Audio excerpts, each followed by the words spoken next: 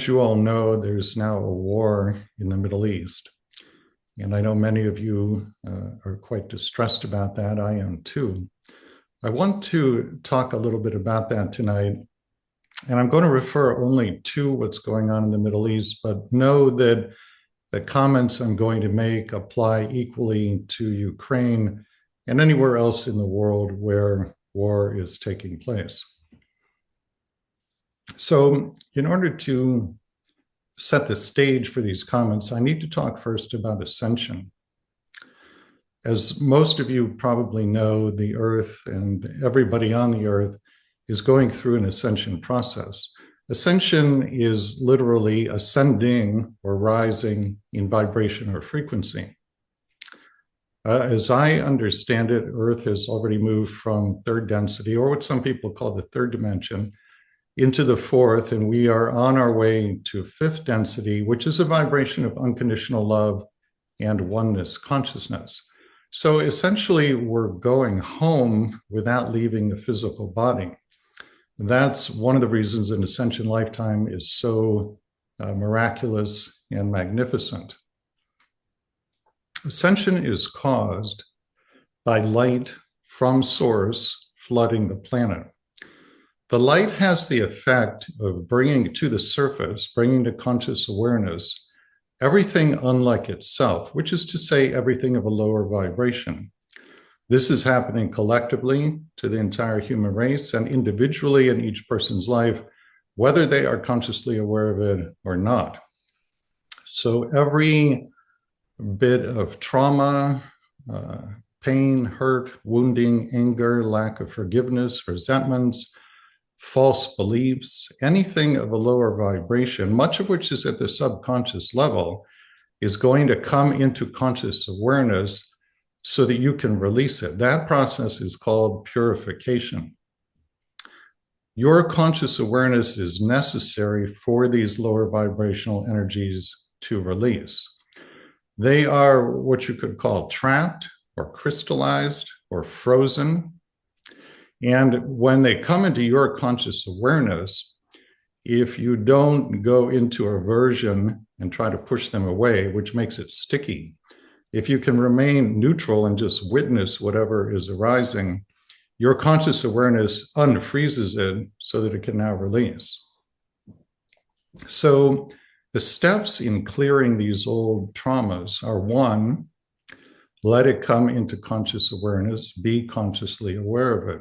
Two, to the extent that you can do so sincerely, thank whatever it is that's coming into your conscious awareness for whatever it has taught you. Three, bless it. Four, set an intention to give it to the universe for transmutation. It really is that simple. Those are the 4 steps of purification. So with that in mind, what's happening in the Middle East, in the Ukraine and elsewhere, is a manifestation of the purification process. Think of what's happening in Israel and Palestine. You can look at it this way. The ascension is like a strong, powerful river flowing in one direction. It's flowing in the direction of unity consciousness. That is the overriding intention of the human species. So imagine you've got this powerful river moving strongly in this one direction. And imagine that there's a huge boulder in the middle of the river. So as the water contacts the boulder, there's a lot of energetic turbulence.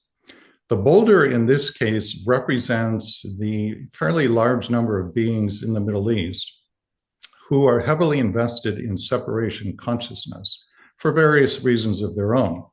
Those beings are not intending to move toward oneness consciousness. They do not want the rest of us to move toward oneness consciousness. They are effectively an energetic boulder in the middle of this raging river. So whenever you have a large population of beings moving in one direction, and you have a subset of that population intending to stay in place or perhaps even move in the opposite direction, It's the boulder and the river clashing together. That creates a lot of energetic turbulence. And that turbulence is very fertile ground for war.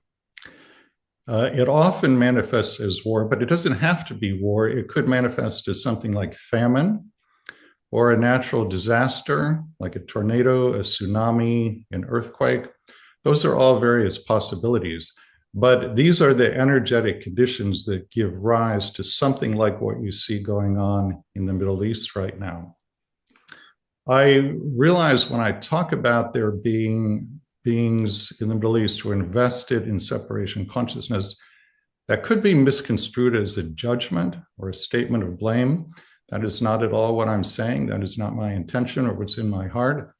All I'm trying to do is explain the underlying energetics of what's happening in the Middle East. Now, here's the really important part that I want you to keep in your consciousness, the take-home lesson, so to speak. Think about what happens when light strikes an object. It casts a shadow. The brighter the light, the darker the shadow, until at a certain point, there's so much light that it just dissolves the shadow. I believe that humanity is now at the point of maximal darkness of the shadow. And certainly it looks that way if you watch the news. But that means that we are just one short step away from dissolution of the shadow. And that's the thing to keep in mind here. If you don't know that and you just watch the news, you could reasonably conclude that humanity is headed towards self-annihilation. That is actually the opposite of what's occurring here. We're not headed towards self-annihilation, we're headed towards self-realization. And when I say self-realization, I mean self-realization with a capital S. Realization of the true self, the one self, the real self, whatever term you would like to use. That's where the human species is headed. When I say we're at the point of maximal darkness, by point, I don't mean this second, this minute, this hour, or this day, or even this year. By point, I mean most likely it's probably going to be a period of several years where this kind of purification is going to be quite intense. I use the word point because from an evolutionary perspective, from Source's perspective, where planning is taking place over billions of years, that's the frame of reference that's being used. A few years of linear time on Earth is just a point, relatively speaking. But I think from our perception of linear time, it's going to be quite intense for at least several years. Again, the important point, if we're at the point of maximal darkness of the shadow, and I believe that we are, then we are one step away from dissolution of the shadow. So this is intended to be a message of hope, and I hope you will share it with others in your life who are distressed by what's going on in the news these days.